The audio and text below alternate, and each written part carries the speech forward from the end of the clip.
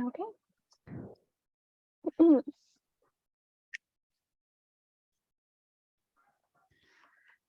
Thank you everybody for joining our session. Today, our series and our sessions will be on an educator's guide to teaching English as a foreign language. We're really happy to have you all here. This is our program. You might want to read it. Sure. So we're starting off with a presentation by Lorena, titled "Storytelling is a Powerful Tool to Keep Students Engaged." So we're going to be talking about basically why you might use stories in your English classroom and how you might go about using them and incorporating them in a way that your students will understand and have fun with. And then afterwards, I will be giving a presentation on integrated performance assessments, which are a particular type of summative assessment that we include in the Our Storyscape platform that we feel is quite a beneficial and interesting way to assess that you might not have known about before. And then we'll come back to Lorena and she'll tell us a little bit more about the Our Storyscape platform in more detail. And then at the end, we'll have a reflection and you can ask any questions that you might have as we're going along. And I see you already have a question in the chat, so always feel free if you've got a moment. But from Stephanie asks, is this about online teaching or classroom teaching? What we're going to talk about today can be applied to either. So our particular platform is an online material that you could use in the classroom or with your students virtually. So I think it will apply to either situation you find yourself in.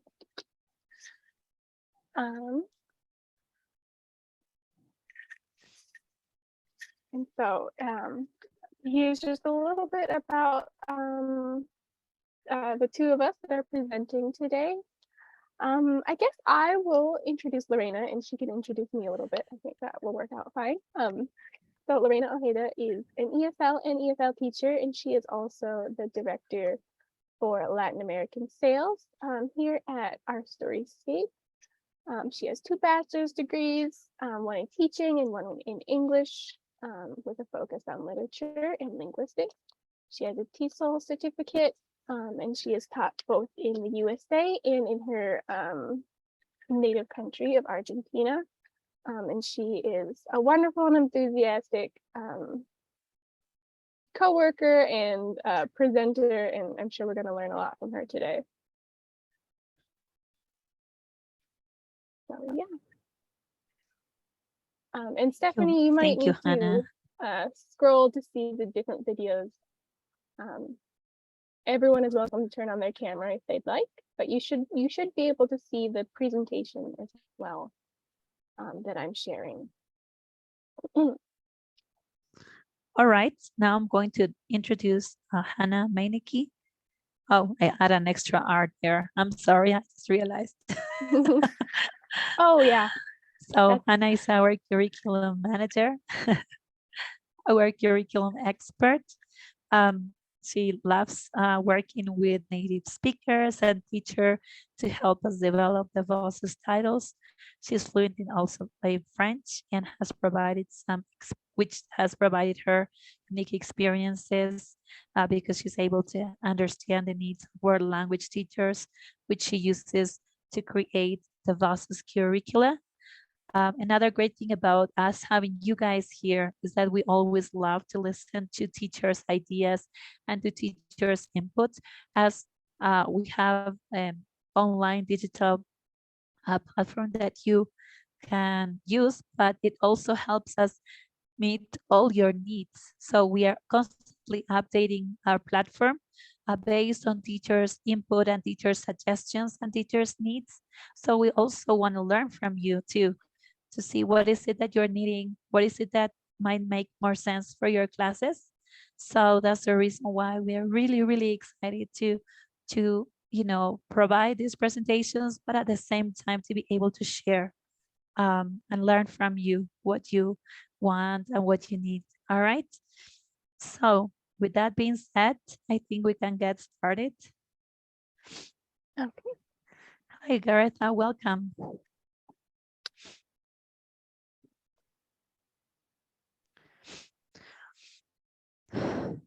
So today I'll start.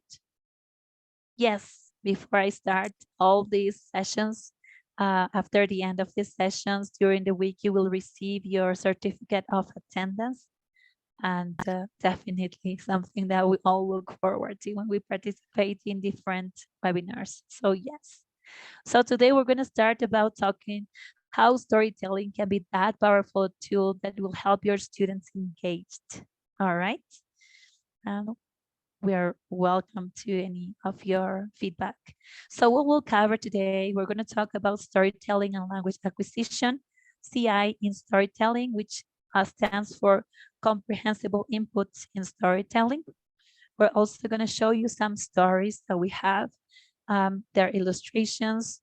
We're also going to show you some model of CI strategies and activities that cover all different modes of communication.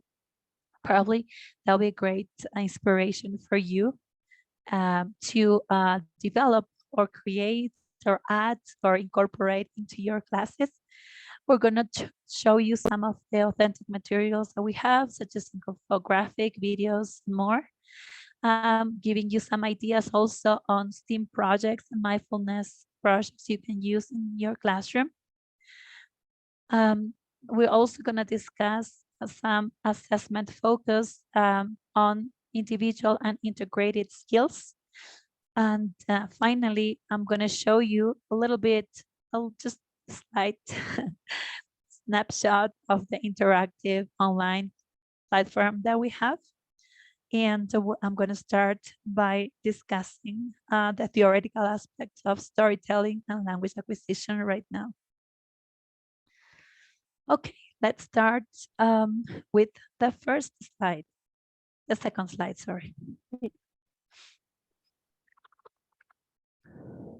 Don't worry about the recording. We are currently recording the session, and we're going to send you the recording in an email during this week.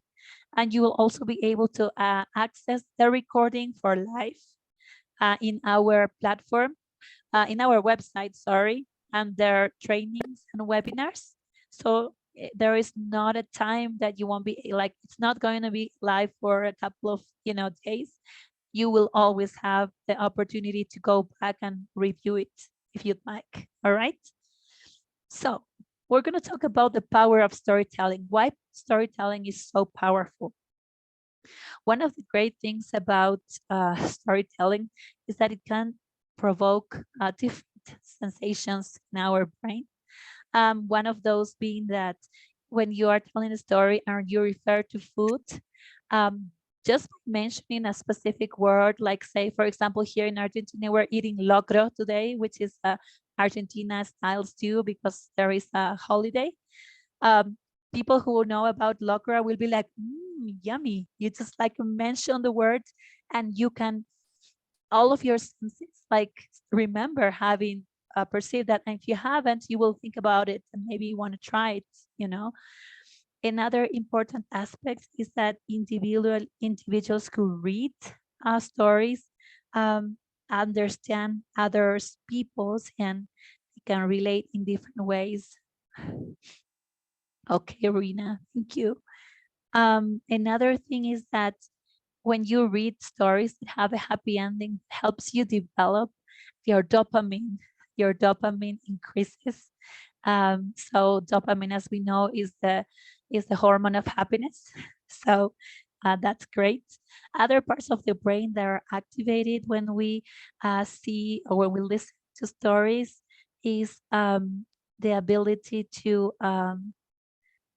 focus on basically empathic relationships, how we connect to each other, because sometimes we relate to either an aspect or different aspects of different situations. So that also helps us.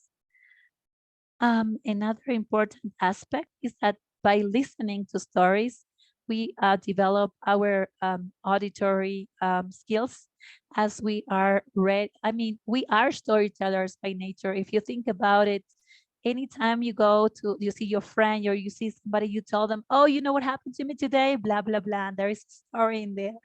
And we can all feel like we all the time, if you think about it, are telling stories either on Facebook, on social media. We are reading different, happy stories, sad stories, whether we want to realize or not. Um, but that's one of the great powerful things of storytelling. So let's move on to our next slide.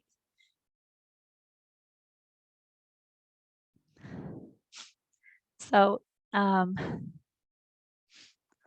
yeah, storytelling and language acquisition. Another advantage is to develop students' proficiency specifically is that it helps to effectively get and hold students' attention as we describe some events that are memorable. My birthday was 2 weeks ago, and we had a story about eating too much cake on one of our stories. And as that happened to me, because I had 3 cakes, I thought about that story and I felt like, wow, I am so happy that I read the story because I can relate now. Thank you, Paulina. Thank you for sharing the link to the image that I used. You can see very well everything and all the advantages and whatnot. It also increases students' retention of information because by remembering the story, they will be able to remember some vocabulary aspects, some expressions, and either listening, speaking, reading, the 4 skills. It also fosters imagination because our version of the story may not be the same in the mind of another person. And it also helps with interaction and contextualized use of vocabulary as they are learning language by means of the story. Let's move on to our next slide. So what is the ultimate goal of language acquisition? Of course, of most of us, we want our students to be able to acquire language and to use language naturally as much as possible. So we have collected a combination of different methodologies, and we are trying to show you an eclectic approach to storytelling by being, thank you, Pauline, by eclectic, I mean a combination and collection of different ways to approach what our ultimate goal is, which is language acquisition. So we're going to talk about, or we're going to use strategies that are included under story-based approach. We're also going to use some aspects of CLLT, comprehension-based communicative language teaching. We're also going to use some examples of the PQA strategy, that is personalized questions and answers. We're also going to discuss CI referred to comprehensible input. In the United States, we like to use a lot of acronyms and initialisms. So CI stands for comprehensible input. Project-based learning is also referred to as PBL. We'll show you some examples. ADA stands for acquisition-driven instruction. TPRS stands for teaching proficiency to reading and storytelling, which you will see reflected in our presentation. Content-based learning is also referred to as CBL. STEAM learning is part of what we learn in science, technology, what is the, oh my God, technology, science, technology, engineering, arts, and mathematics learning. And we'll also be discussing mindfulness. All right, so what are we going to do with CI? With comprehensible input, we're going to use all these different types of approaches.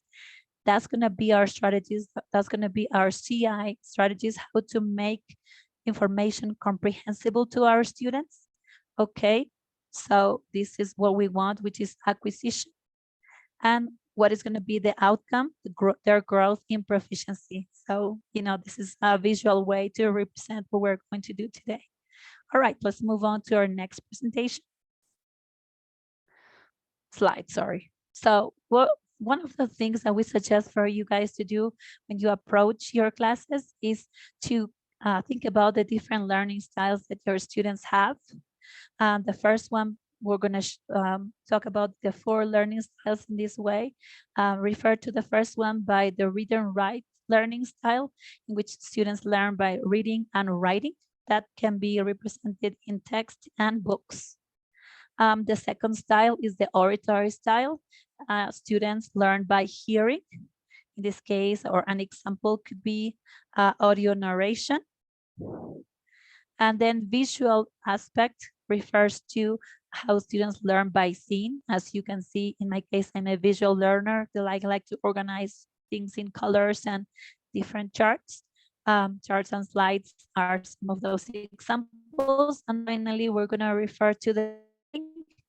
When students learn by doing, we have TPR, hands-on projects, and hands-on activities. Let's move on to our next slide. All right, so what are these CI strategies? Comprehensible input strategies and reading. These are brain-based and emotional ways to connect with each other. So what purpose here is that before starting your story, we suggest that teachers use a combination of PQAs and visuals. Yes, we're going to provide slides and visuals for you guys. Yes.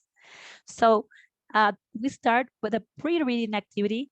It's going to be a combination of strategies that will help students first get familiar with some aspects of the language before we jump into the story. So first, we have in this case, as you can see on the picture, the boy making a sandwich. We have the verb to make, and we give an example so students know and connect the image to the verb in this case and can relate it to the activities. Then we also propose PQA by asking students what their favorite snack is, what snacks your classmates prefer. We give them some options, or you can ask them to give, to give their own answers. And then we also here provide an activity where students have to look at the picture and choose the one that matches the picture. We can also use TPR at this stage. Make could have specific movement. In this case, if he's making cookies, you can show them a cookie cutter to represent that action. You can also use realia, okay? So that would be the first stage before we start with the stories. Students feel more engaged and familiar with different expressions, and then they can listen or read stories. Let's move on to our next slide, please. So right here we have a story, and by presenting the stories, we're providing high frequency vocabulary and foundational grammar in context, okay? In this story, our goal is to introduce students not only to specific vocabulary, but also to different cultures. So can I have a volunteer? Can anybody volunteer to read the story?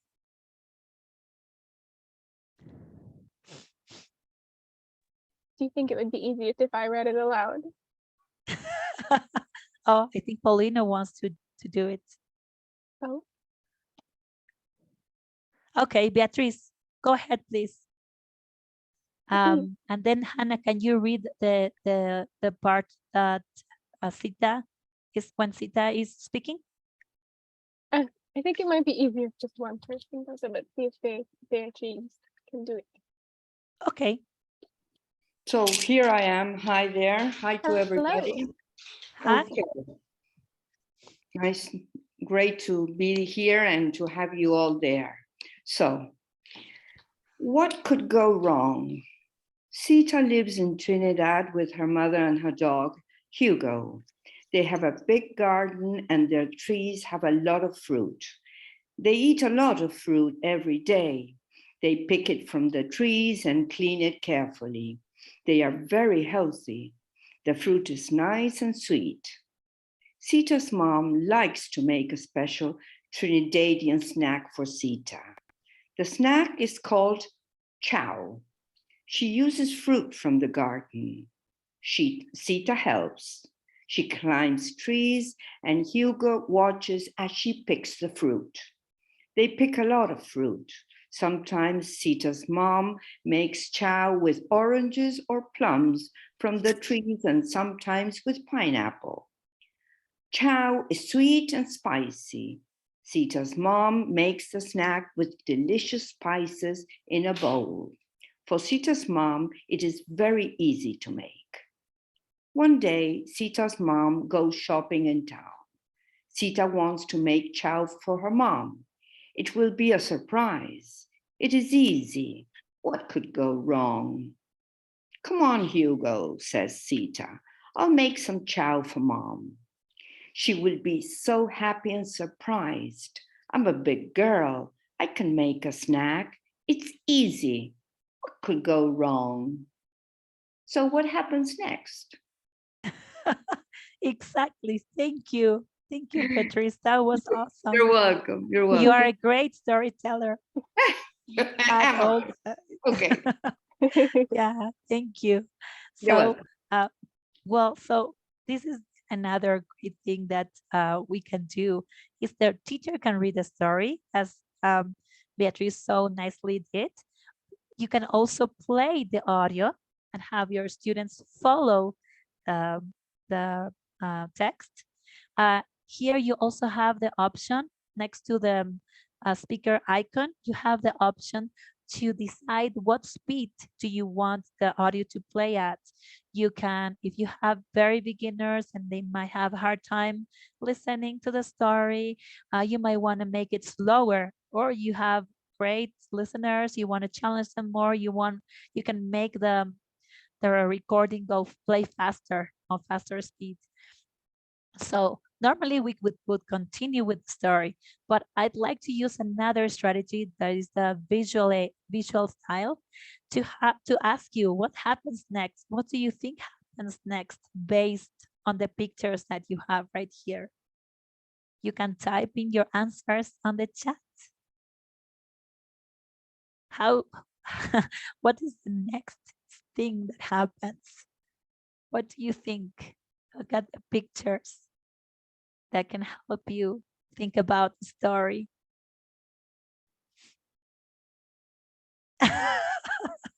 Probably the dog was too.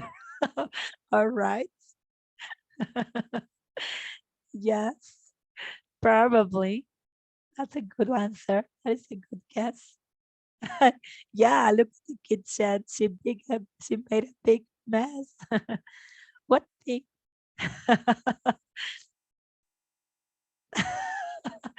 Do you think Hugo ended up eating chow? My life might not have all the ingredients. That's a good guess too. Now, this is another PQA. Did you ever have a situation or did you ever try to make a snack or a food as a child and it didn't go well? You mixed the wrong ingredients. Yes, you did. So see, now we are relating to the story. Okay, awesome. Many people are answering yes. Once I undercooked a cake and it didn't taste great at all. It was all like slimy and it was a disaster. I was in 7th grade. So another important aspect here is that we are, yeah, it's not that easy. Yeah. So another important aspect here. So Nora, we all had those mess in our lives, you see. Sometimes trying a recipe for the first time may not be the best thing that comes out, right? So we are also looking at the cultural aspect here. So this story is set in Trinidad and Tobago, and cho is a typical snack for Trinis. So that is another interesting point that we want to raise here. All right. So what happens in the last picture? What do you think happened? You see, Sita's mom was happy. Sita was sad when she had all this mess there. What happened at the end? Any ideas?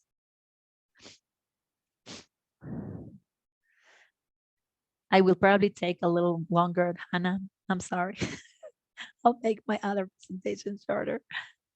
Yes, super moms. We all do that. All moms come to the rescue. Yes. That's what moms are, super moms. Yes. So let's move on to our next slide to show you other types of activity. Yes. And they start again. Yes. It's a great guess.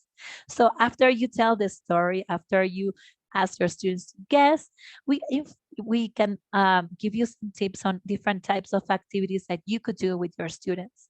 For example, an aspect of that we'd like to include here is inferential questions. Especially, we are not telling students like, you know, where was this story, because we have all the answers there. The idea here with inferential questions is have our students observe and decide whether something was good or not. So for example, like, did Sita make this recipe for the first time? Could be one question. Another question could be something like, does Hugo feel like he was happy there? You can come up with so many questions that have your student thinking based on the information, but not specifically stated in the story. Okay, so does Sita mom likes making recipes on her own, or she likes helping people, or what is Sita's personality, based on her actions, does she love her mom, all these kind of different questions that can come up, and you can have your student thinking. This is one aspect. Another aspect is the macro level of the story, which has to do with the sequence. So here we are going to give students, in this case, 3, 6, 8 different statements that correspond to different moments in the story, and they have to organize the sequence based on what they read. Okay, these are macro level skills. In the micro level, which focuses on vocabulary and structures, we're going to look at the information, for example, in relation to the characters that were there, or if we want to concentrate on the verbs like make, cook, help, can focus on those based on different types of pictures or asking specific questions.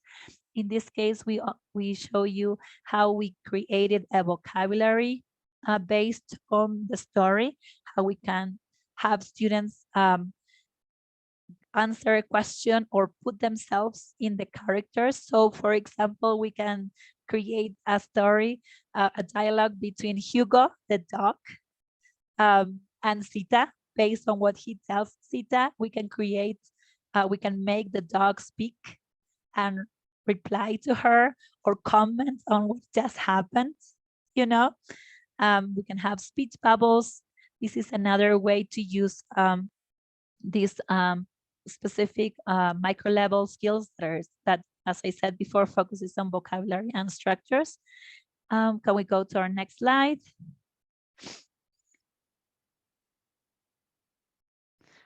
Here we also offer another way to integrate these different skills by having students to listen to questions about the foods. For example, here, as you can see in the can do star, we have specific targeted communicative goals that we want to develop in our students so that can create proficiency. So here is a simulation of dialogue. They will listen to the the answer said by a person's, oh, I think, Hannah, can you move to the slides?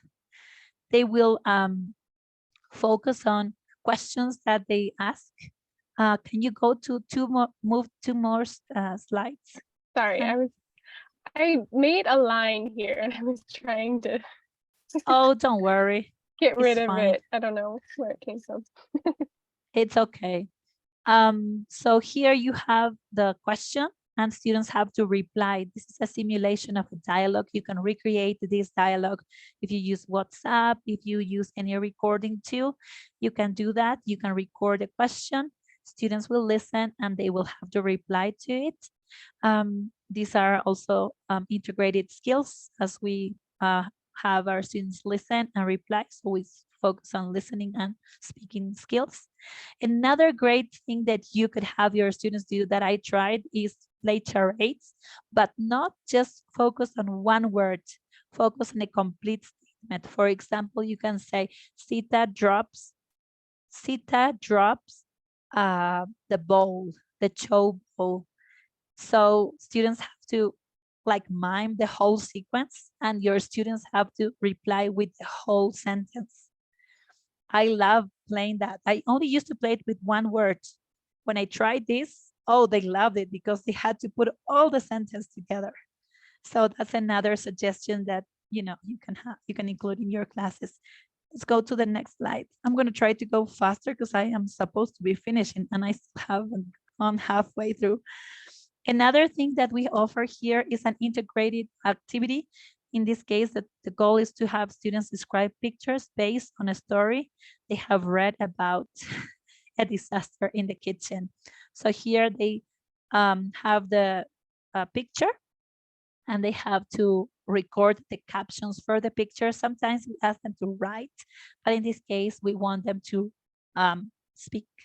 So we also discuss the rubrics with the students before we give them a speaking activity or a writing activity. We tell them what we expect from them. And here the suggestion is to do it in L1, to give them the list of rubrics with the expectations in their native language so they understand what they need to do and how they can do it so they can get a good score. Let's go to our next slide.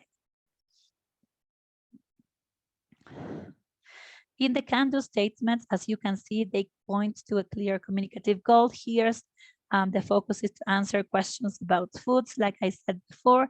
Another one is, for example, another matching activity that I love is this one because it is an integrated activity. Here, they just not only have to, yes, we'll share the slides later for sure.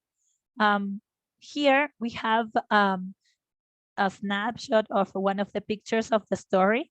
Students will listen to the description.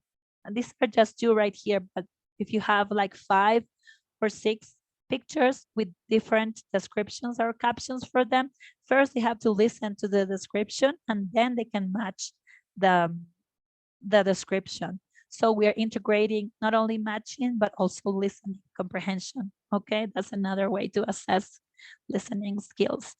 Let's go to our next slide. Oh, one of the things that we would like to tell you about the authentic materials is that as we touch base or we touch upon or we discuss Trinidad and Tobago in our stories, we also give students maps and they include different types of comprehension activities as they have to learn how to read a map, how to locate places. And this focuses on CBL, which is content-based learning, because they will be learning about geography and they will be using that information to answer questions. On the other section, you have Trinidad and Tobago, and you have all the different of cultural information. So they can also answer different types of listening, completion, fill in the blanks activity. This is a great way to broaden your students' knowledge of different English-speaking countries and cultures and to expand their knowledge, maybe bring up more questions or learn more about these country that is amazing. I didn't know they spoke English. I always thought they spoke Spanish. I was really surprised to learn that their official language was English. So, you know, lots of learning there. So we also provide videos for different types of content. Here you can search for a video. In this case, the one on the right side is a lady, very nice lady. She's from Trinidad and Tobago. She has the Trinidad and Tobago accent. And she teaches us how to make chow. It looks like a yummy, delicious recipe that I like to try. And I love her accent, and your students can be exposed to different types of accents that way. Let's go to our next slide. I'm trying to go faster, sorry, because I'm like way. So another aspect here is the story-based projects that we also talk about, and this taps on visual and kinesthetic learning. In this case, we have the STEAM project that I'm showing is about a story that talks about distance. So here students are going to learn how to measure distance and how to measure speed, sorry. In our next section, we have mindfulness projects in which students will learn to make another type of recipe. And they will learn that recipe, which is hot chocolate. That is an Argentinian hot chocolate called submarino. They are going to use that recipe to learn to breathe, to stay calm. They're going to use that as a prop to learn how to breathe and smell the chocolate as they do their breathing exercises. So you can use it with your students too. And in this case, it refers to how Sita felt when she dropped the ball. She felt really sad. She was frustrated. So we're going to teach Sita how to remain calm. And that's the goal of that project. Let's go to our next slide, please.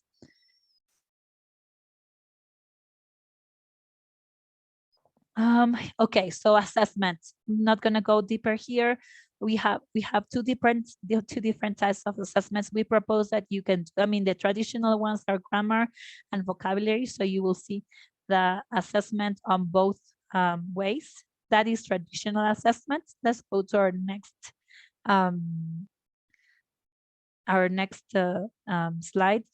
The only thing I'm going to comment is that all the activities that students have been doing during their, let's say, proposed when you are teaching language, these are the same types of activities that you should use when you are assessing them.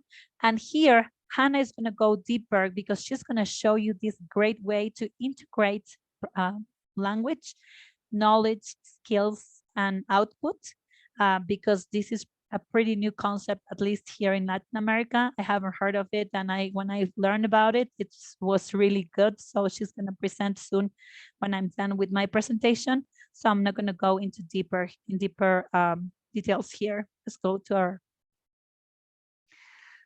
The idea is that it is more integrated way to analyze. Our platform features different types of tools that will help you edit the existing material and add it on your own. I'm going to go deeper on the last session on this, so you will see more in depth there. Let's go to our next slide. So, this is one of my favorite slides. So what happens in our students' brain?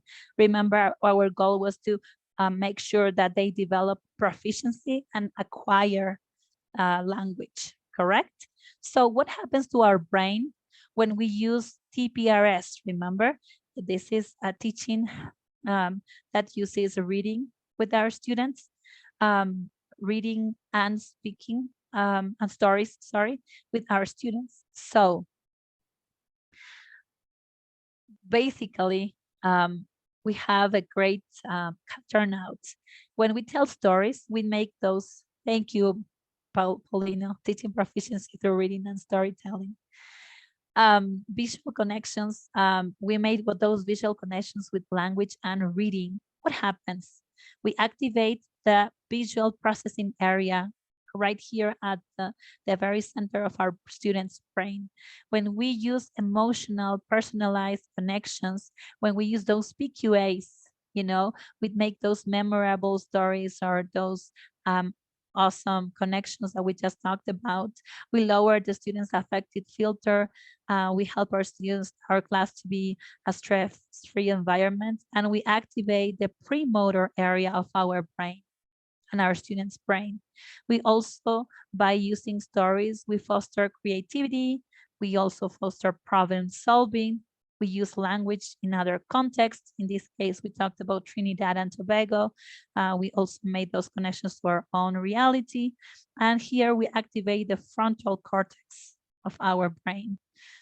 When students have to retell stories and narrate them to us or record any activity that is a post-reading activity, we activate the broadcast area where we have the area where we used to speak a language.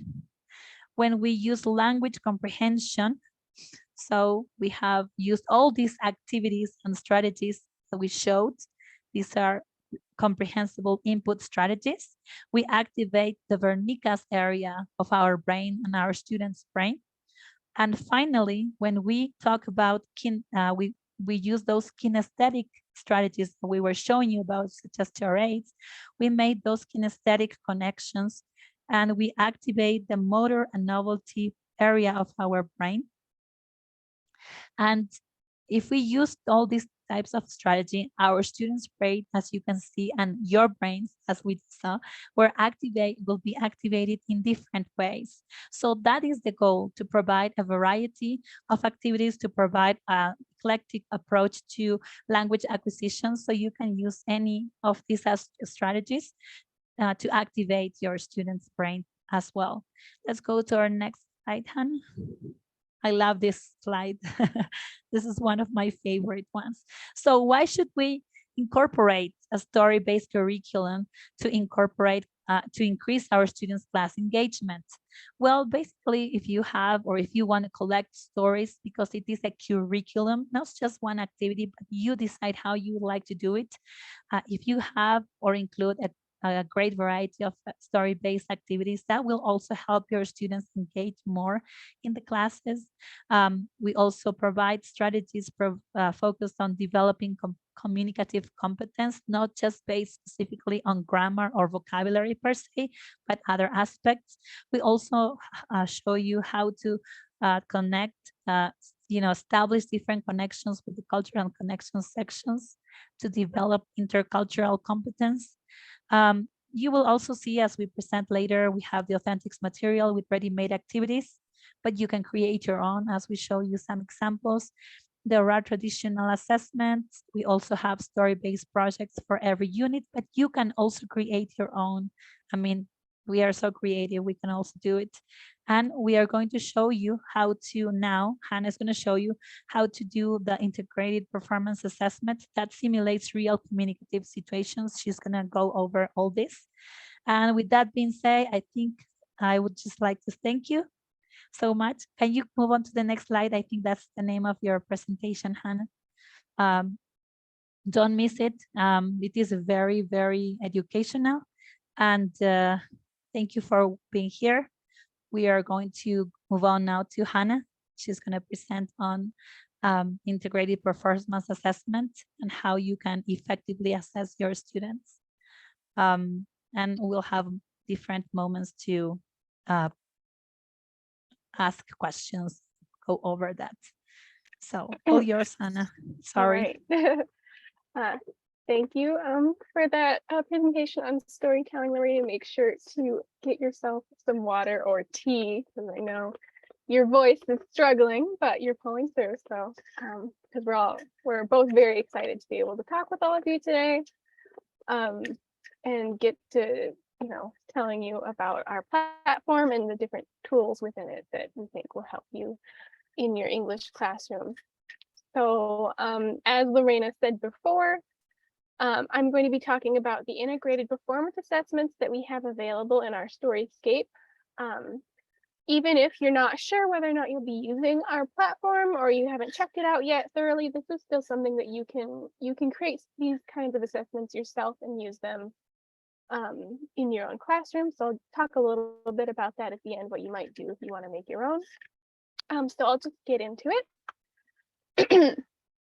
So we're going to be going over what is an IPA, an integrated performance assessment, the benefits of your English classroom. I will show you an example of one from our Storyscape. I'll give you a few tips on how to use them and where you can find your own materials to create your own integrated performance assessment. So this is a big slide. So first of all, what is an IPA? So everyone can hear me, right? Yeah, good. Yes, we can Okay. hear you very well. Okay. There was just the one comment in the chat. If you can't hear, you might need to check your audio settings on your side. So an IPA is a performance assessment model developed by ACTFL. So ACTFL, if you're unaware, is the American Council on the Teaching of Foreign Languages. It's kind of the governing body that many school districts throughout the US and different states follow when they are choosing curriculum for their world language classroom. So it is a measure of students' communication in 3 skills, or in 3 different modes of communication. And it's in a real world scenario, which will be a little more clear when I show the example that we have. So it consists of 3 different tasks in the 3 different modes of communication.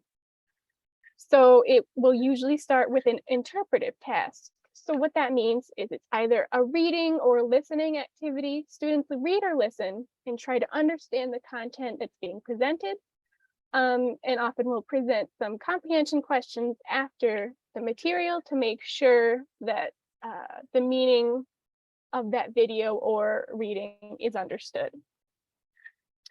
The second mode of communication here is presentational. So this will be a speaking or writing task in which the student is presenting some information. So it might be a presentation, much like this PowerPoint that I'm giving now is quite presentational. It might be an essay, a blog, their own story. So something that is more of a one-way communication. And how this is different from the third mode, interpersonal mode of communication, is reading or speaking or writing between 2 people. So it's a conversation. I speak and then someone responds, they ask me a question, I ask them questions. So it's either, it can also be written. I've got examples of different ones down here. So in a written form, the interpersonal might be an email, a text message, maybe a postcard where people have exchanged a few of them.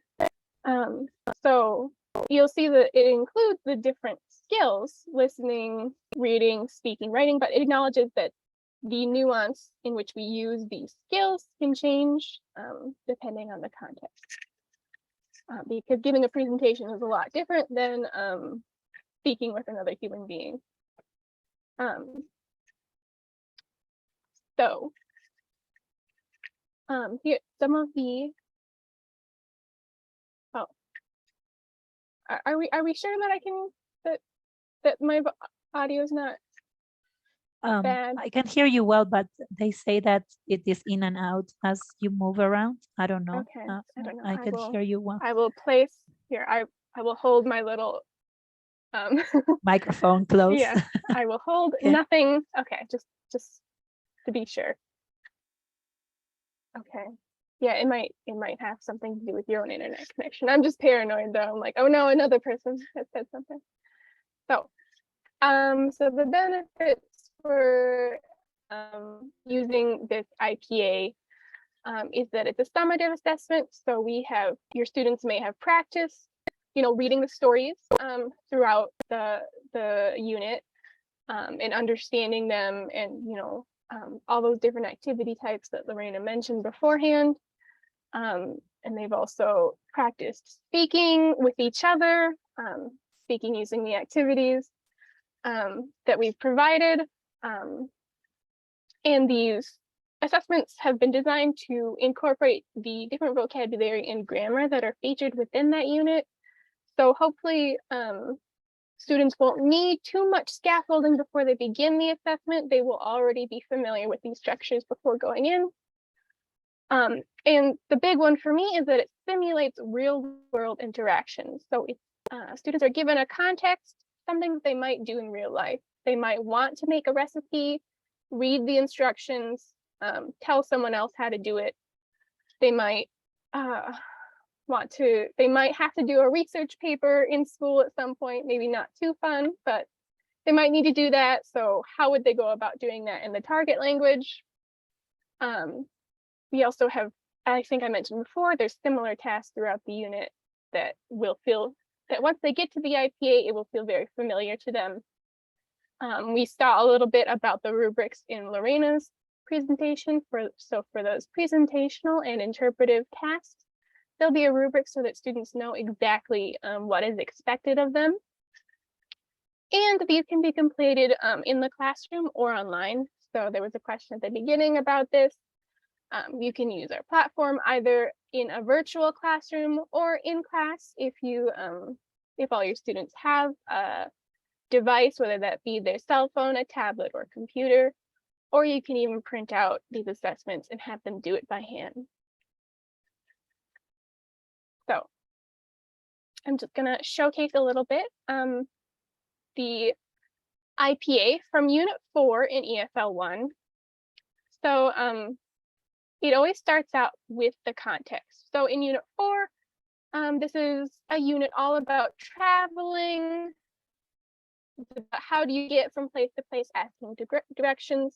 They should have already learned about different activities, pastimes, sports, things to do by this point.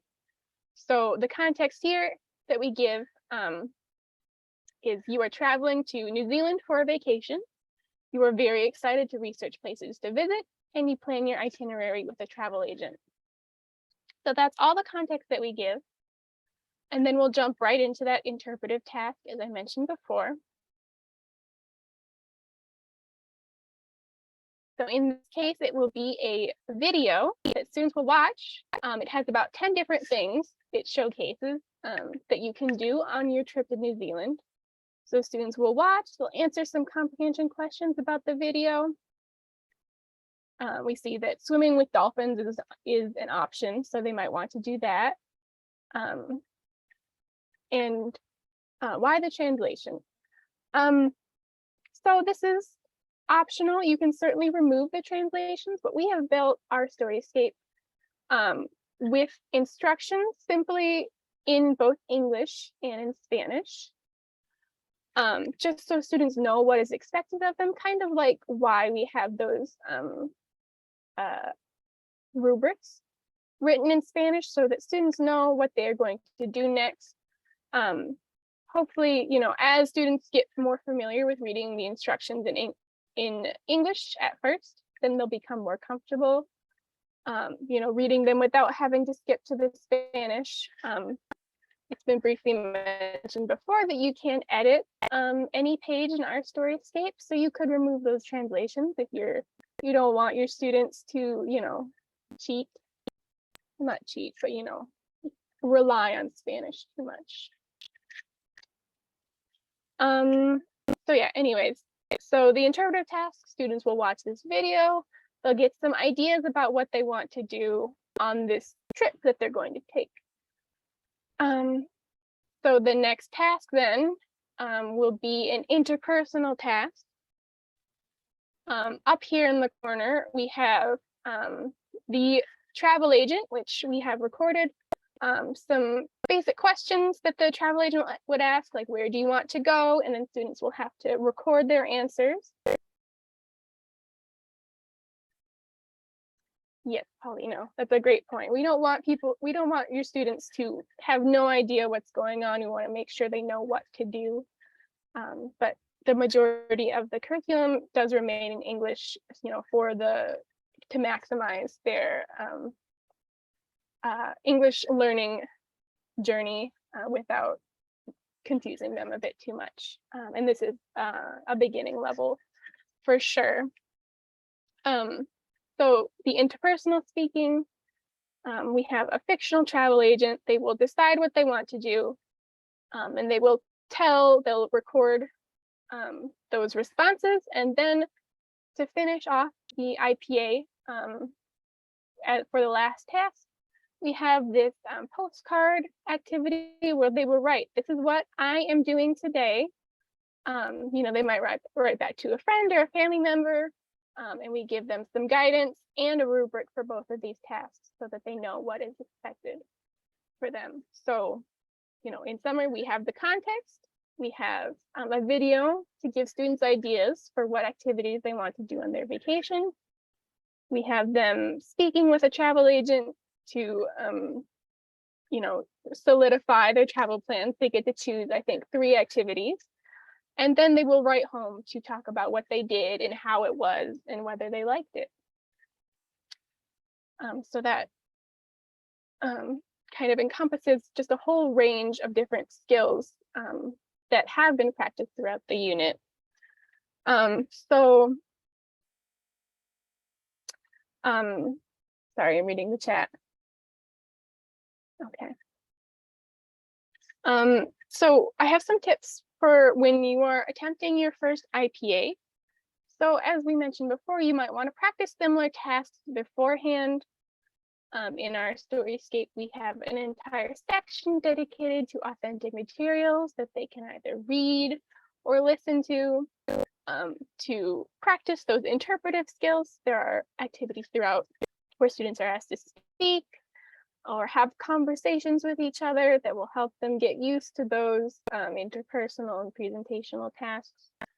And we do have more traditional grammar and vocabulary assessments available in every unit to practice those building blocks and make sure that students have the tools they need to complete the IPA confidently.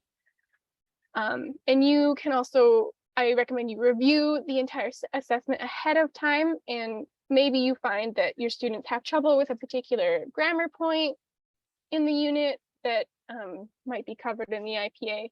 So you're going to want to maybe do some additional practice with that ahead of time.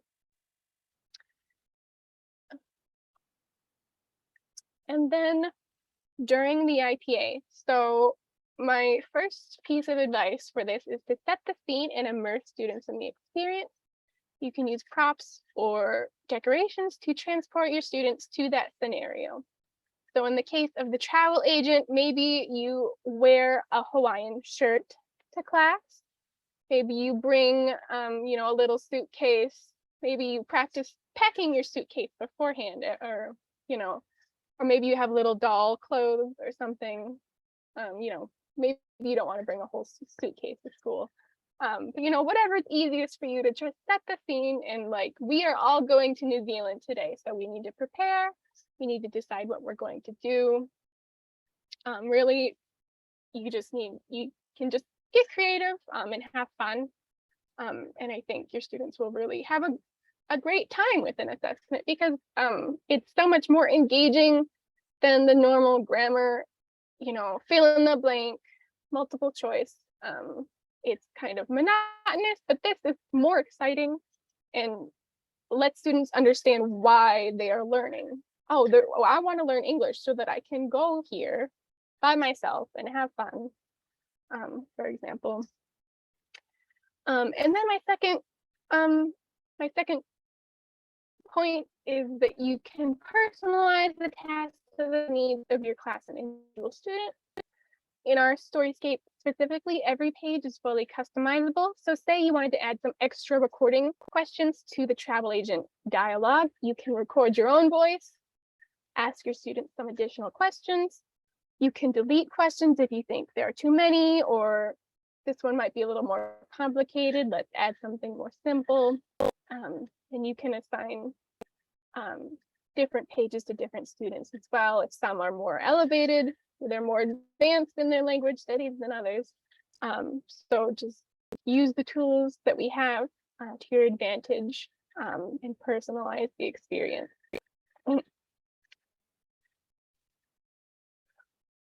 So say that you are really interested in this, you're not sure if you're going to use our Storyscape, but maybe you want to try out writing your own IPA for your own class. We have a list of different places where you can find things. So for example, the video for the example that I gave earlier, that comes straight from YouTube. It's a vlog. Someone went to New Zealand and they wanted to just showcase what there is to do in New Zealand. But you can find also authentic materials in any place, even if you are not currently in a country that speaks the target language. YouTube is full of things, other video websites. If you have like a streaming subscriptions, you could show students an episode of your favorite English speaking TV show, or maybe just a scene. Short films, yes. One thing that we really like to look at for our Storyscape are like NGOs like the United Nations or the World Wildlife Fund. Those can be really like cross what's it, different I'm losing the name, like Cross-curricular? yes, that's it, thank you. Cross-curricular. So you know, if you find some sort of material provided by the World Wildlife Fund, students can learn about ecology and biology at the same time that they're learning English. Or if you happen to be able to travel to a country in the target language, you can bring back menus and brochures and tickets, money. I had taught in France briefly as an English teacher, and my students were so excited to see my $20 American bill. They were not allowed to take it because I wanted to use that when I got back, but they were really excited about that. So does anyone have any other sources that they like to find these sorts of things in their classroom that they'd like to share in the chat? Songs is a good one. I don't think I wrote here, but yes, if your class is musical, maybe you can learn to sing a song together. Yes, Sylvia says that they use magazines, newspapers. Awesome. So make sure you plan and see how you can contextualize the activity, and then make sure you follow, because something to remember is that the IPA needs to have these 3 components. So we normally use one resource to create one activity.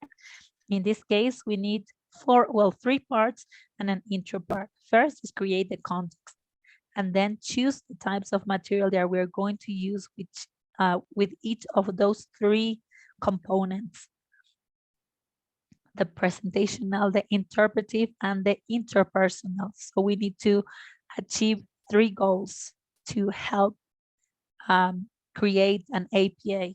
If the IPA doesn't have those 3 components, it is just one activity, just one assessment activity. But the point of the IPA is to assess the 3 modes of communications together in one context. So you need to create your presentational tasks, interpersonal task, and presentational task to solidify that in one context, so you have your IPA.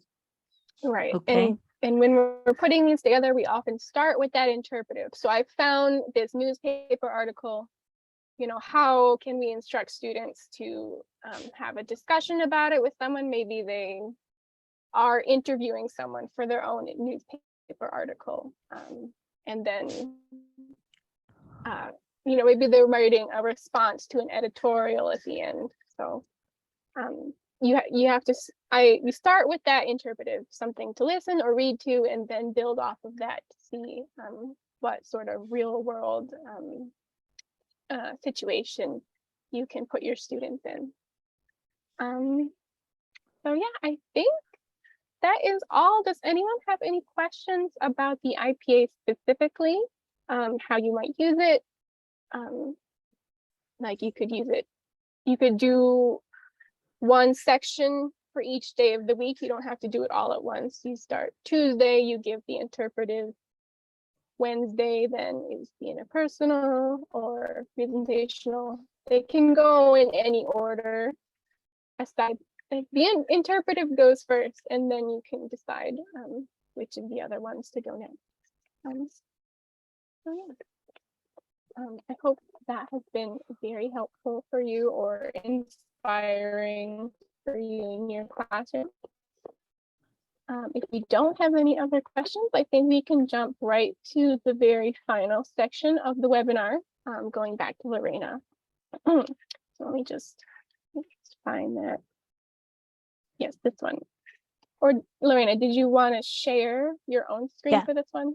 Okay. Yes, I'm gonna be sharing my screen.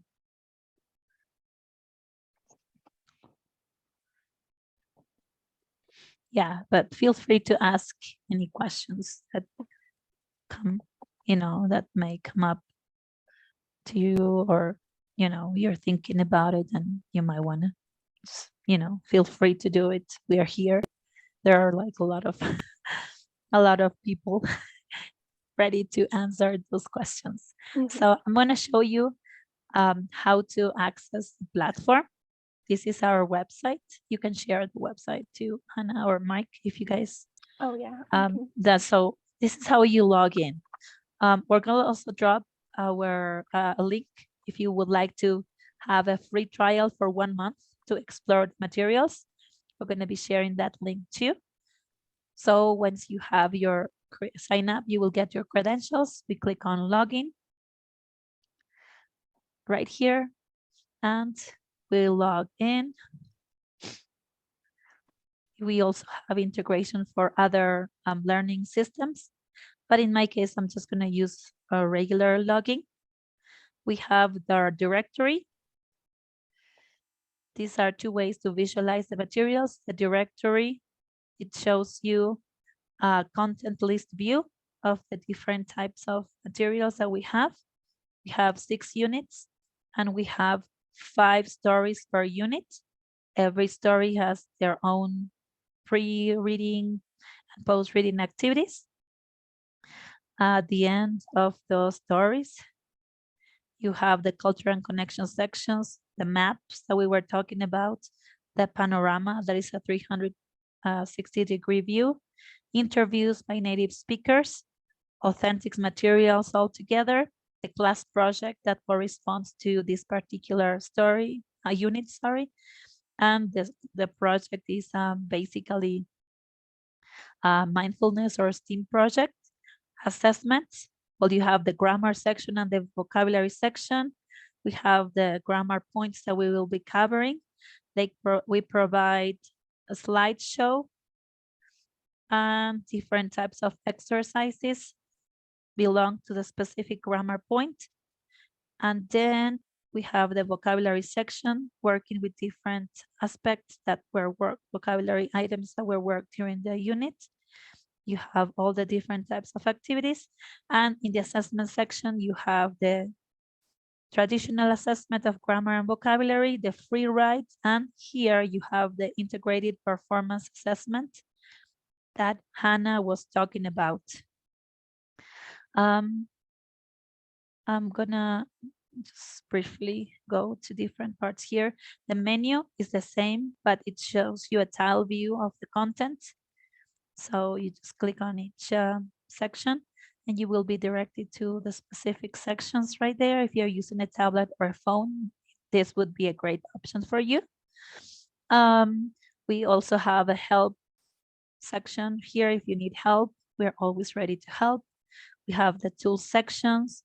We have different search engines. You can print this material. If you're not using, or if you don't want to work on the platform and you would like to print a specific page, you can do it. You can take notes. You will also provide a vocabulary list.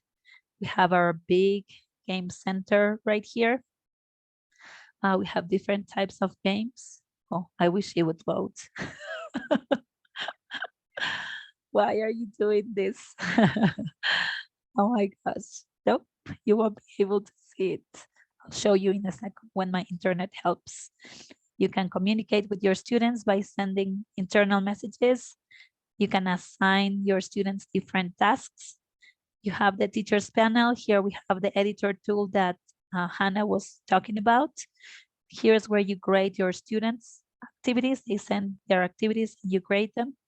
In the class management section, you basically create your classes and manage your students. We have answer keys for all the activities, additional resources. The settings, you can change also the login information if you'd like. And I'm gonna go directly to my presentation. So today we're gonna show you how our Storyscape can revolutionize your class. See, here we go. All right, I think you can see this, right? Okay. So on my presentation, which I edited and I uploaded it here, yes, it is available everywhere. It is, you create your login and you can take it everywhere. So how you enter this platform, what can you do with it? Well, you can sign in from like the website that we show you about. You can use, you don't need an app. You don't need to download and take space from your phones or tablets or computers. The platform works directly from the internet. You can log in by using your computer, your tablet, your phone, as long as you go to our website. All right. So question that might happen, or maybe you had during our webinar, how can we engage our students with different type of, with different activity types? So I'm gonna show you the way it works. As I showed you before, you have the unit. The unit has, oopsie, the unit has different stories, 5 stories per unit. Every story has the same structure, like core vocabulary, pre-reading activities, picture talk, and the story. However, the activities, the post-reading activities are different from each other. You have in this story, true, false, how do you say it in Spanish, who, like who was the character, you have fill in the blanks, you have complete the vocabulary and the speaking section. But you will see, and I'm gonna show you soon, that other stories, oops, oh my goodness, that the other story has, the first one is a true or false, the second one is a, how do you say it in Spanish and who. But then you have, for example, put the story in order. Let me show you another one too. You have on this one, comprehension questions, true, false, how do you say it in English, put the story in order, introduce a friend. So really you can decide how you want this to be customized, and it is a different collection of different types of activities that can be, for example, in this case, a regular matching activity. This one is one of the ones that I love. This is our first unit. So you will see the use of L1. So here they have to listen and decide which of the statements are correct. As you see here, we've done this activity. So we test with the students to see what happens in the story. Okay. It shows me when we submitted the activity. Okay. Then students have to interview their classmates. They have to ask them questions and reply and complete this section in order to input their classmates' answers. There is the other cultural connections sections that I was showing you about, which is one of my favorites. You can start by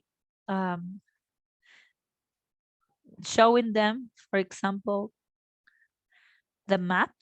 In this case, story 1 has the map. I mean, unit 1 has a world map, which some of my students found really interesting, because in this map, we will learn about the different English-speaking countries in the world.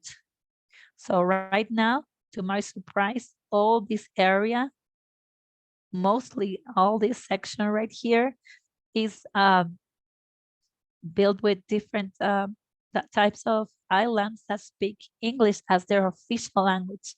And I thought it was not the official language, but the native language, sorry, their first language. I thought it was another language, and I'm so surprised to learn about it. We learn here about the different parts of the world where English is the official language in yellow and where English is the first language in green. And we discussed how you can discuss with your students, decide which country you would like to feature. So they did a lot of research, and they talked about country's population, which is part of this activity, where the country belongs, where it is located, the city, the other important cities, population, main language, popular greeting, their flag, a beautiful place to visit. It was really good for my students to be able to learn about other countries. And I really enjoyed this activity too. The panorama, which is something that I didn't show you, and I was going to show you real quick, is a way to also engage your students by showing them a 360-degree view of, in this case, we showed our students the balloon fiesta in Albuquerque, New Mexico. Oh my goodness, now I cannot do it. Forgive my internet, guys. It's just giving me a hard time today. Yeah.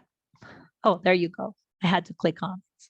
So you see, this is a well, it should be better quality. Just my internet is not very good, but it gives them a really nice view of the event.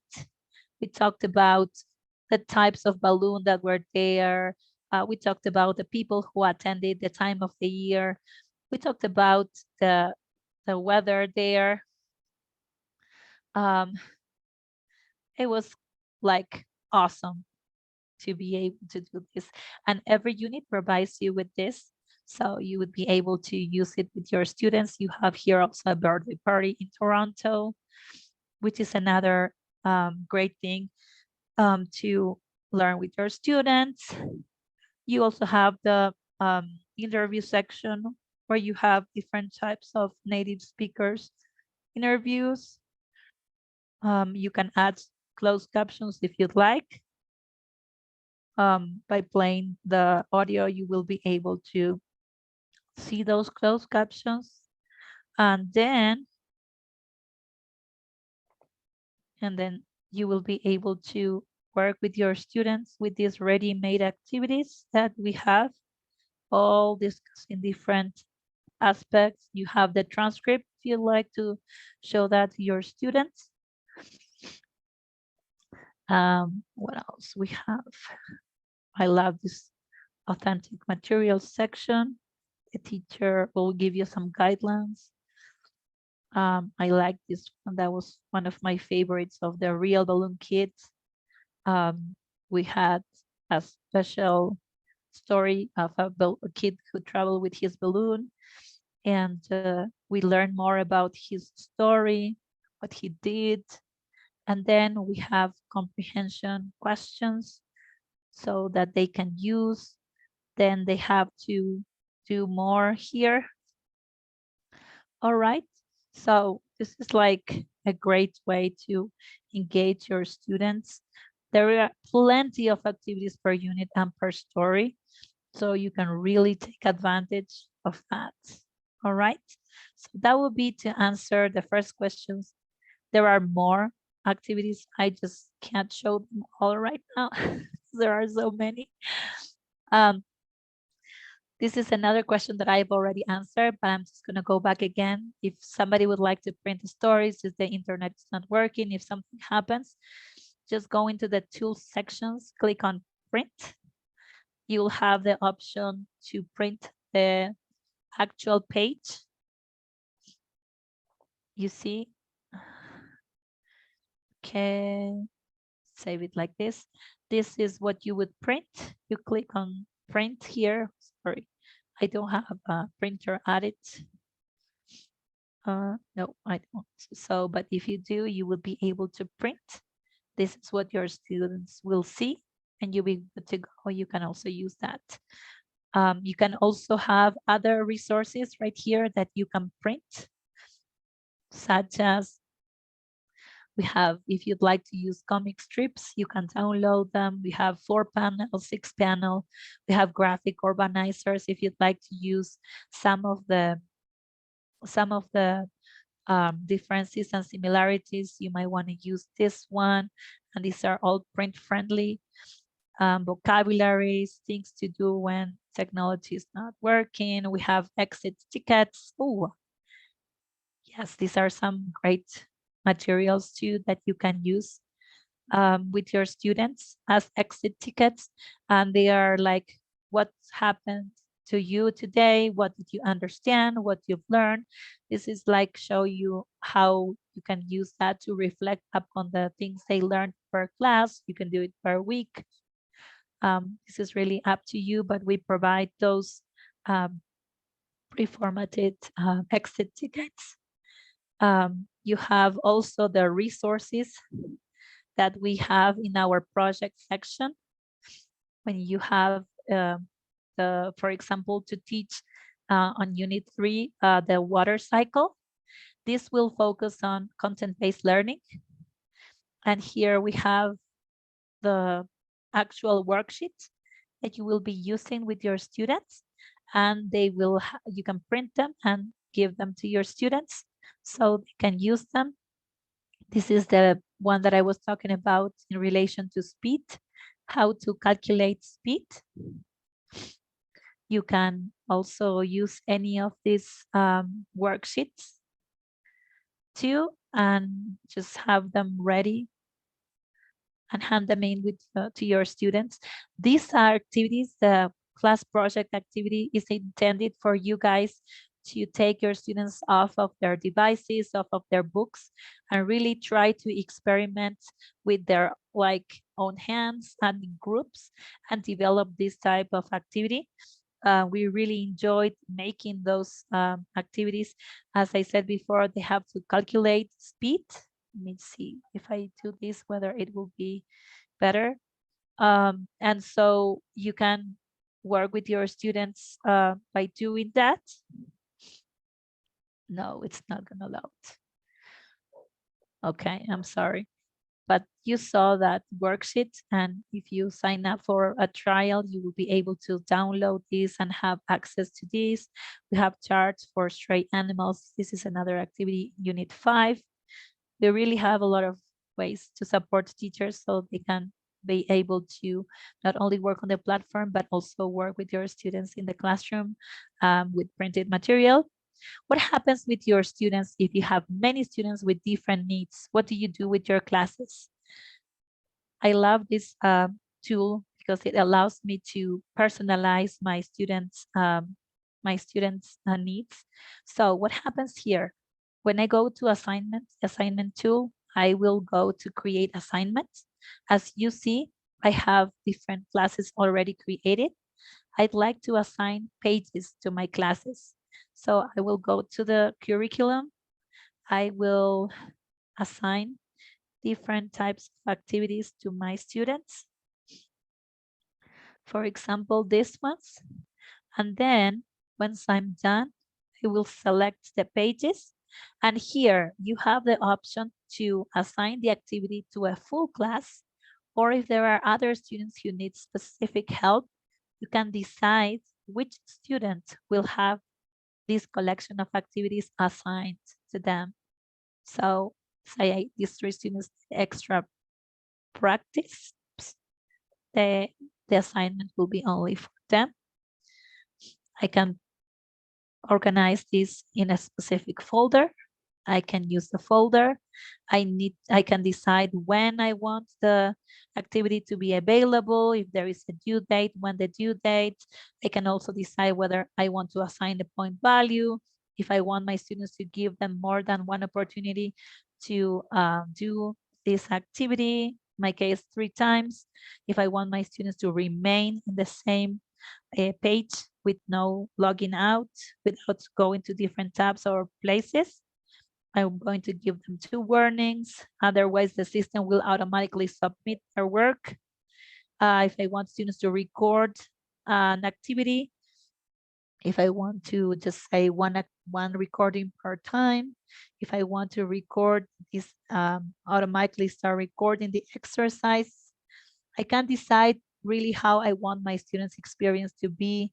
If I want to apply a maximum time, minimum time, if I want to apply the recording time, if I want my students to have the percentage. So I want my students to have, say, 90% of the answers correctly, then I can just apply that. And then if they don't reach the 90%, they have to redo the task until they reach the 90%.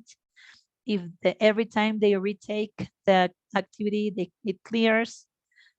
If I want to review the activity immediately or after they have submitted, or the teacher can control when the activity is submitted. Then we have the name of the students here. We write any note. Please do this, for example.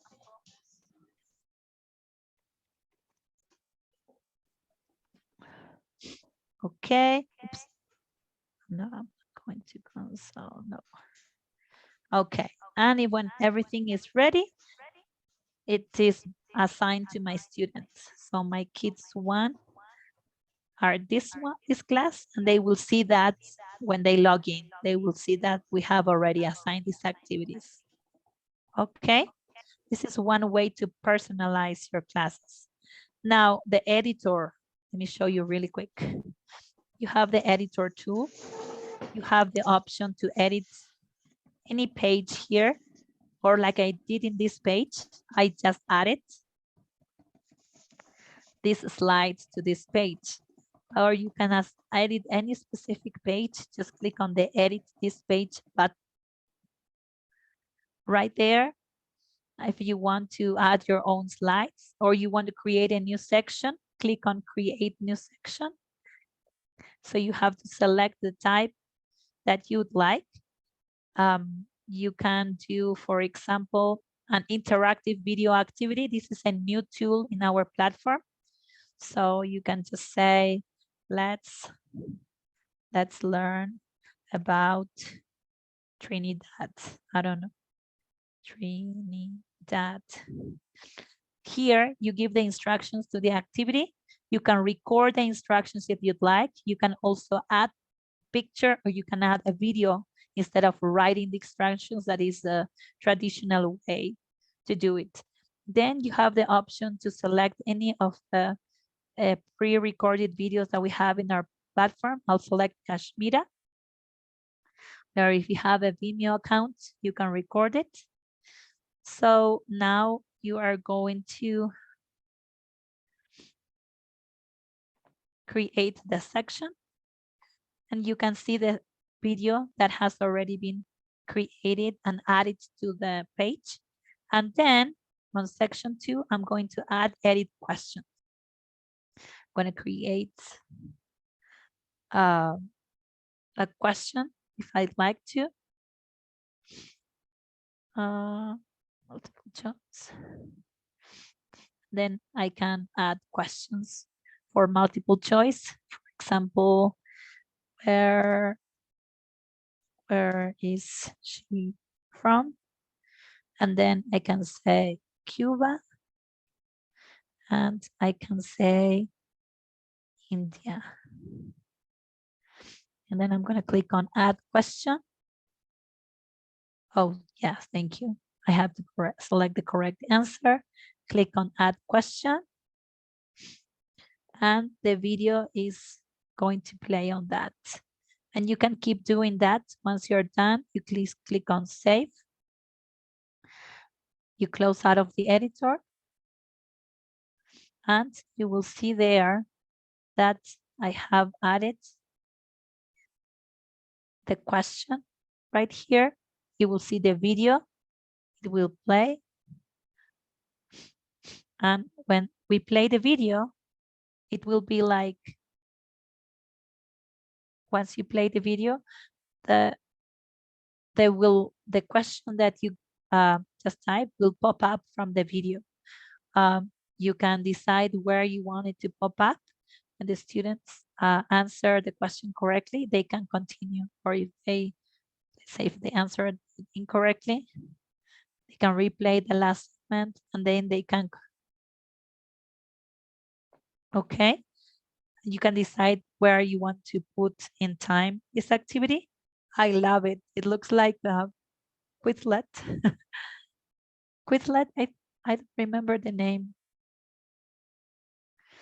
Uh, Ed Puzzle, thank you, Paulino. It's Ed Puzzle. Well, we were able to incorporate this into our platform, which is awesome because you can have anything.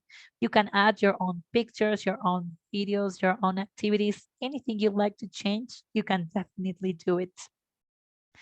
Do you have any specific questions in relation to the platform, or how else you'd like to customize your students' activities?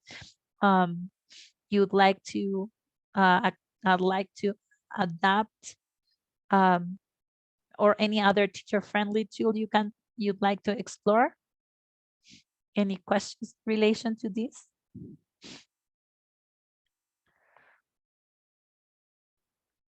There is also a tool that will allow you to take pictures. So say, for example, that you're working on a project, you have the option to create an activity where your students have to take a picture of the activity, like say a project, take a picture, share it in class, and you can all have a collection of pictures there. So, and then grading.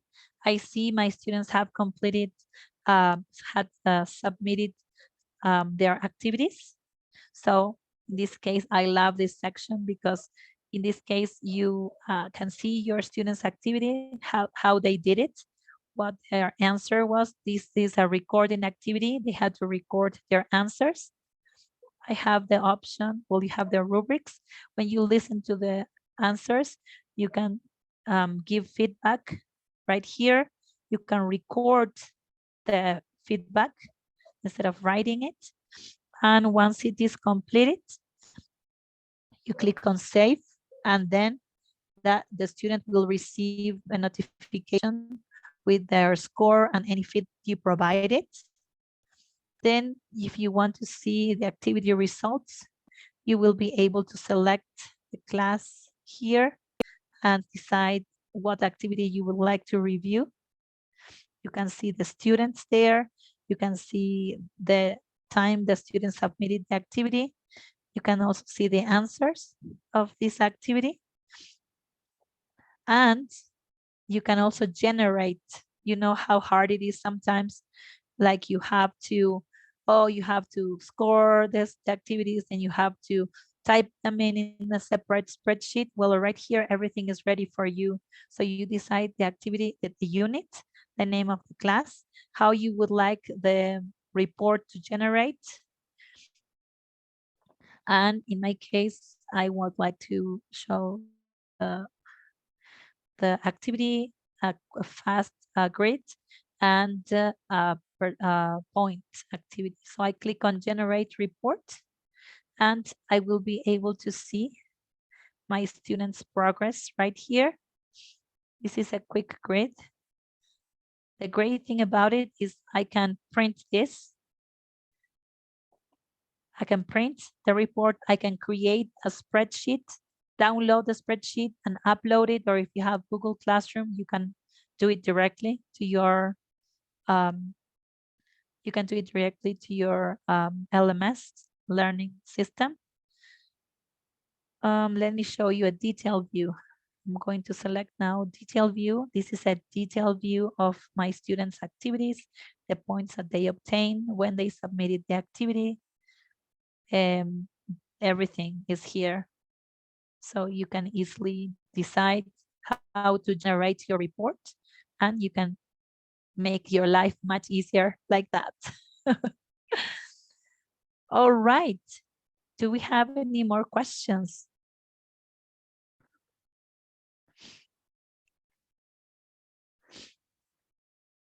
But we know what needs to be done to get this. Okay. Yes, there are different options right here. Okay. So with no further questions, I'm going to proceed to our next challenge. The next challenge is, can you share the link or can you project the game, Hannah? Because I'm afraid my internet is like being silly. Yeah, so we're just going to end with a quick game that kind of reviews what we talked about today. Let me just pull that up. Yes, let's see how much we learned. The option that I liked, Hannah, I'm going to tell you which option I liked on our game. Okay, I thought it was a lot of fun. it's just gonna take me a second to pull it up. If any of you have ever used Book It before, that is where we're going to be playing the game. It's a great tool that you can use with your students. I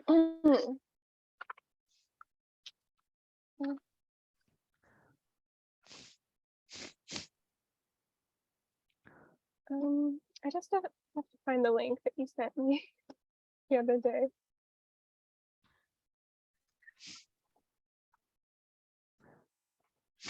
It doesn't? Okay. It's not playing it. Oh, I just have to find it. It's Book It's kind of hard to find things. Oh, Okay, yes, it will give I us found time it. to get something to drink. Okay, yeah. So let's see how much you remember from these 3 sessions. Let's see if everything is something that you remember, and we'll go from there. The one that I liked is, nope. Oh, you had a lot of options. I think this one is the most straightforward one. Yes, the gold quest. Yeah. Great. So we have a variety of different questions that just kind of review everything we talked about today. And we'll invite you to play with us real quick to see We can do play what's solo. paying the closest attention. Huh? We can play solo to probably I think it'll project it. be I think it'll be easier to host a game here this way, right? A short game with everyone together. Okay. So anyone who would like to play this game with me, you just have to go to bookit.com/play, and then there's this big ID that you'll be able to put in to join the game.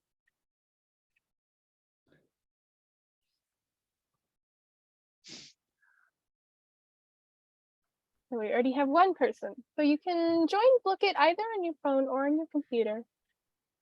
I believe it works well either way. It doesn't create a.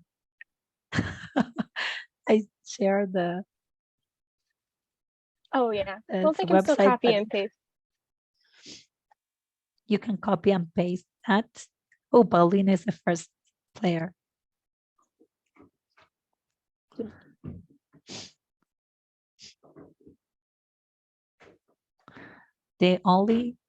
We only have 3 minutes to play the game.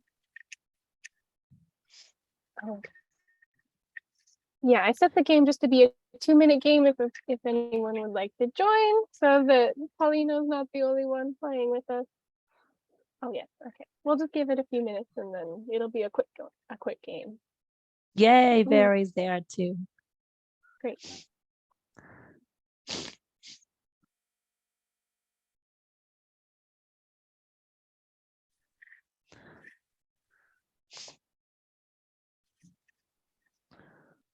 Okay, here we go.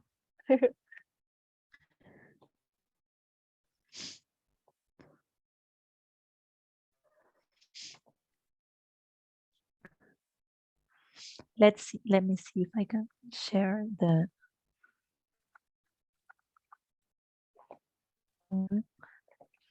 Okay.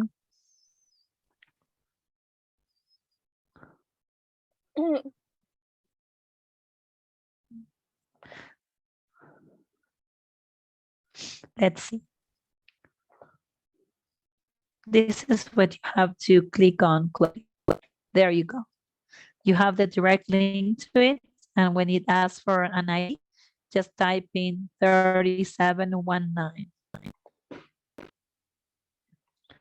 It says game ID 371927. For some people, I don't worry too much if, using a Zoom and the book, it might be too much for your internet connection. Yes. That could be an issue as well. So we will probably go ahead and get started in just a sec. Lorena's playing. Yeah. I like all the different animals. Yes. So yeah, I think we can start. Okay. We can answer the questions. Okay. Let me just get started.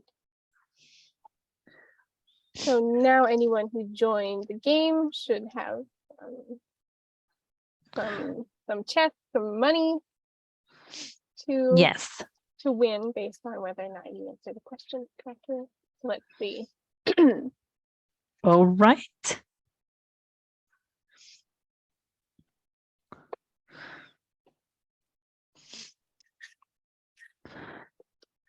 So I'm going to share my screen. Oh, I cannot share my screen to show the questions for those who cannot enter. Oh, here I can stop for the moment if you want to also share. And then we'll reveal the results. You know what? I'm going to read the questions for those who cannot join. Okay. Yeah. For those who cannot share, don't type in your answer, and I'm going to read the question. What is Joe? It is a brand of dog food. It is, okay, perfect. Let me share my screen. Thank you, Hannah. So what is, oh, not sharing. Can you see my, yes, I can see. My screen? I can see it, yep. Okay, so what is Joe? It is a dog breed. It is a type of dessert from Indonesia. It's a brand of dog food, or it is a snack made by Trinis. Type in your answer.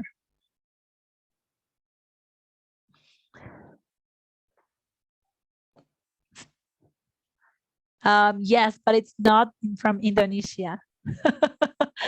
No, it's not a dessert. Anything else?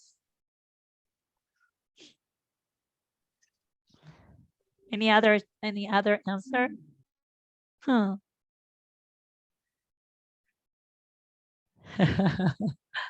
A snack. Very good, Beatrice. Good job. Okay, next one. I'm going to choose this chest. Okay, I want to take that. I'm going to play again. I got 10. Real quick, just so that we can see the results of everyone who played by themselves. In first place, we have Mike. Second place was Vicky, and third place was Paulino. So good job to everyone who participated. Yes. Let me see if I can. Just by playing solo, it will allow us to show everybody there. Let's see. To get all the participants in. Yes. So. May have been a cheater in. Yes, we have the group. Okay, there you go. Here, I'm gonna show solo. Can you still see my screen? Yes. Okay, so for those who are not there, I'm gonna really quickly do that. Okay. Just doing. Okay, I'll do this. No, Crazy Kingdom. Crazy Kingdom is fun. Well, I did cafe. Okay. All right, I'll show the answers really quickly, questions really quickly. New game. Oh, internet. I don't think it's gonna help. There you go. No, I don't want a tutorial. We want to get food. That's all we want. Okay. So we'll get one word. The tool that allows me to personalize my students' activity. Which one is a tool that I just show you? Additional resources, class management, assignment, or grading? Hannah will go to chat. You have 10 seconds to answer. 10, 9, 8, 7, 6, 5, 4, 3, 2. Class management? No. Additional resources? No. You can personalize your student's activity. You see your student's name. You have one more chance. Yes, Nora, good job. Assignment. The assignment tool is the one that allows you to personalize your students' assignment. Okay. Your customers are unhappy. Yeah. Where can I print a page?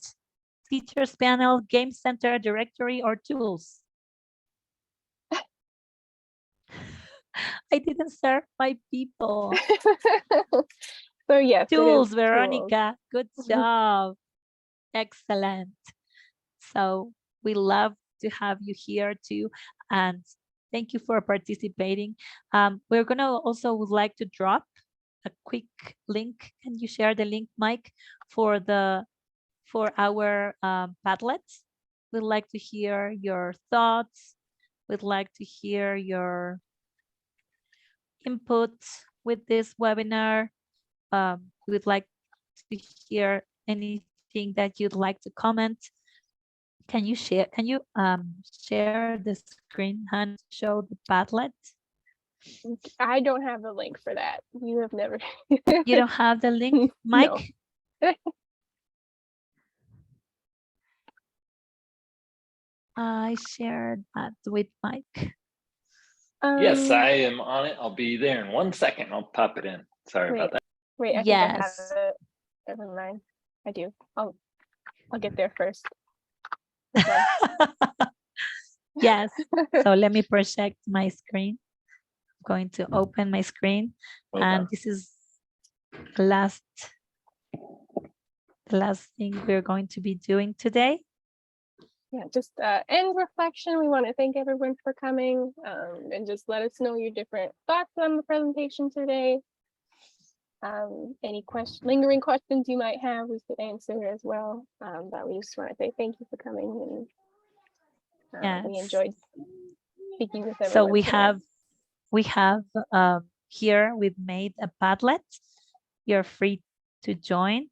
We'd like to listen to see what was the best takeaway from today's, any aha moments you had, any thoughts you'd like to share, how you think you'll apply these ideas to your class.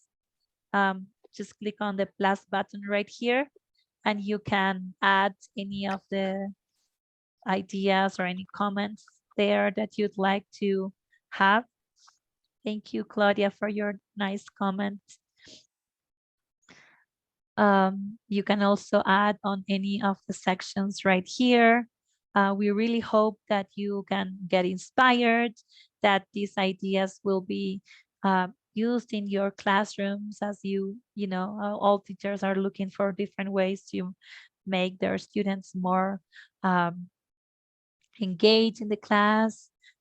So we really would like to hear your comments, and also how you can collaborate, because sometimes teachers said, well, I think I can use it like this, and another teacher can say, oh yeah, we can do that. You know what happens when different teachers put collaborate and put all their ideas together, big projects happen. And that's awesome. So that's what we would like to hear from you. We'd like to hear any comments or any ideas or any input that we can get from you. It would be much welcome, and we would be really happy to take this or add new tools if needed. If you think there are more tools that we can use together, that we can build together. Like I said before, we're constantly working on updating, adding new tools. The ones that you saw, the video creator, also the interactive video creator, the picture tool that you can also have your students take a picture and share it with the class. These are new tools that were recently added, and these were some of the requests that teachers had when we're using our platform, because we have other titles within our platform. So we really look forward to hearing from all of you. Yes, the tips. Yes. So we would like to invite you, if you would like to try the materials and use it with your students, feel free to join the link where you can request a free trial for 1 month. So you will have access to all these materials. You can print them, you can project them, you can make your students be more engaged in your classes. And of course, and if you need to learn more about the platform, we're gonna also drop a link here so you can sign up for a personalized tour of our platform. Because something that I really wanted to say is that our Storyscape, which is a division of Bosses, is really, like we really take a lot of pride in making sure our customers, which means our teachers, are supported in any way we can. We provide constant and ongoing support. Any questions you have, any requests, any needs, you can always reach out to us. You can email us at efl@ourstoryscape.com. We are always ready to help. You can also schedule, like I said, a personalized tour. So we can show you specifically anything you like to see. We can also help you create an activity if this is your first time. We can help you make sure you have set up your classes correctly, added your students' names correctly, because you can add your students' name individually or from a spreadsheet. There are so many different functionalities. And make sure you get what you need. So you're not alone. You're not just like, oh, here's a platform, use it. We show you everything you need. Like really, there are teachers calling us like and during the week like 4 times, and we are really happy to help them and make sure they get the answers that they need, and they are supported in every way we can do for them. So thank you so much for joining, and know that we are here to support you all the way. Yes, that is correct, Beatrice. This is efl@ourstoryscape.com. Yep, you can always reach out to us. All right. So thank you for sharing those awesome comments and the ones that you're leaving on our chat. So we hope to hear from you, and if you sign up for a free trial, we would like to hear how you're doing. And if you need help setting up or learning how to use the platform in more detail, feel free to schedule a walkthrough. Mike, I think you have the link for the walkthrough. There you go. A walkthrough is a personalized tour of the platform where you learn exactly what you want to learn or what you need to learn or what you'd like. So that's a great way to get you started and on the way to making your classes excellent. Because in Latin American countries, you are starting the second half of the school year in parts of the Northern Hemisphere. You are just starting your classes. So we want to make sure that you guys are supported and you're ready to go. All right. I think you can stop the recording, Hannah.